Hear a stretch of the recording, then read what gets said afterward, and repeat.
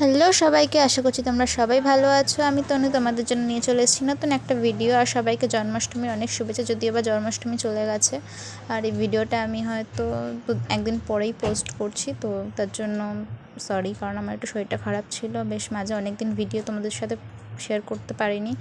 Video আছে অনেকগুলো, video আমি সব করে রেখেছি। তো চলো আজকের ভিডিওটা দেখো। জন্মাষ্টমীর দিন এই যেখানে আমি রাধাকৃষ্ণকে চান করিয়ে গোপুকেও এখানে স্নান করিয়ে দিচ্ছি। আর ওর মধ্যে যা যা দিতে হয় সব রকমই দেওয়া ছিল। আর এই যে গপু স্নান করে নিয়েছে, নেওয়ার পরেও কীরকম লাগছে অবশ্যই দেখো। আর তারপরে পুরো ভিডিওটা দেখো। আজকে পুরো জন্মাষ্টমীর ভিডিওটা তোমাদের সাথে শেয়ার করেছি। হয়তো মানে খাপছাড়া ভিডিও, যেহেতু ক্যামেরা ধরার কেউ নেই সেরকম, নিজে যতটা পেরেছি ততটাই তোমাদের সাথে ক্যামেরা ধরে শেয়ার করেছি। আর এই যে এখানে ওকে জামা পরিয়ে দিয়েছি। আর এই জামাগুলো কিন্তু আমি নিজের হাতে বানিয়েছি।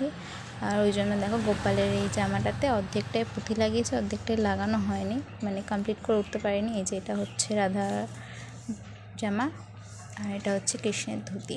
এগুলো সব হাতে বানিয়েছি। তোমাদের যদি কারোর প্রয়োজন পড়ে আমাকে অবশ্যই জানিও। তো এই যে এখানে সাজসজ্জা সব কিছু নিয়ে বসে গেছি। এখানে আমি আলপনা দিয়েছি। আলপনাটা নিয়ে কেউ হাসাহাসি করো না, কারণ আমি খুব একটা ভালো আলপনা দিতে পারি না।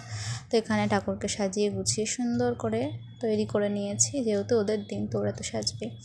আর এই যে এখানে সব রকমের যা যা হয়, মানে নিজেদের সাধ্যের মধ্যে যা যা পেরেছি তাই দিয়ে ঠাকুরকে এখানে পুজো করার চেষ্টা করেছি, মানে দেওয়ার চেষ্টা করেছি।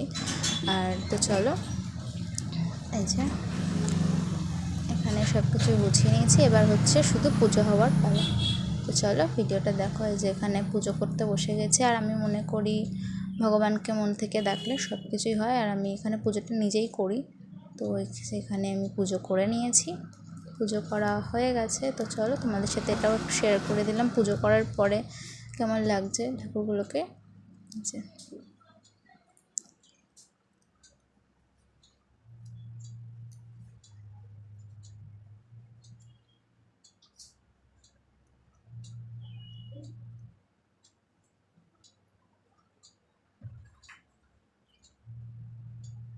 তারপর এখানে মাও পুজো মানে মা একটু প্রণাম করে নিয়েছিল। ওই পাশে দিদা ছিল, মাসি ছিল, মোটামুটি আমাদের ফ্যামিলির কিছু কিছু মানুষজন ছিল যারা ওখানে বসছিল, পুজো দেখছিল সবাই মিলে বসে।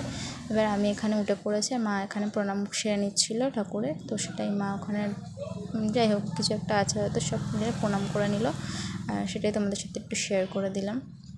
যেহেতু আমার মা খুব একটা ক্যামেরা ফ্রেন্ডলি নয়, তো তার জন্য আমার মা ক্যামেরার সামনে আসতে চায় না। তো চলো আজকের ভিডিওটা এতটাই রাখছি, দেখা হচ্ছে অন্য একটা ভিডিওতে। আর এই যে আমি এখানে মালা পরেছি সেটাই তোমাদের সাথে দেখাচ্ছিলাম। আর আমি নাইটি পরেই পুজো করেছি, এর জন্য কেউ কিছু মনে করো না, নিজের বাড়ির পুজো, তাই জন্য আর পড়া হয়নি, তাড়াহুড়োর মধ্যে ছিলাম বলে। আর সবটা একা হাতে সামলাতে হয়, তো ওই জন্য হয়ে ওঠেনি পড়া। তো চলো টাটা, দেখা হচ্ছে নতুন একটা ভিডিওতে। আর এই যে এখানে গোপুর একটা ছবি, আর এটা হচ্ছে মা লক্ষ্মীর ছবি, আর রাধাকৃষ্ণের ছবি। তো কেমন লাগছে অবশ্যই কমেন্টে জানিও। টাটা, দেখা হচ্ছে নতুন একটা ভিডিওতে। সবাই ভালো থেকো, সুস্থ থেকো।